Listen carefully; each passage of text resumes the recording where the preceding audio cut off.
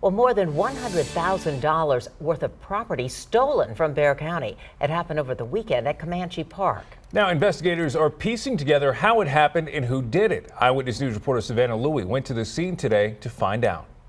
The standalone tool shed in a cement lot now stands in the center of investigation. Yeah, it's sad, man. I can't believe that happened. A bystander who didn't want his face shown watched as the Bexar County Burglary Unit patrolled this area in Comanche Park, where approximately $101,000 of county property was stolen Saturday. But 2 trucks, they were the dually trucks. They were dually trucks. They're worth a lot of money, you know, plus the equipment. In addition to those 2 Ford F-350s, 3 riding mowers, 2 chainsaws, and several weed eaters and leaf blowers were taken, says sheriff's deputies. Their investigation began shortly after a county employee arrived at work around 7 o'clock Saturday morning, only to find these items gone. Next thing you know, there was a whole bunch of people there. They were doing like an investigation or something over there.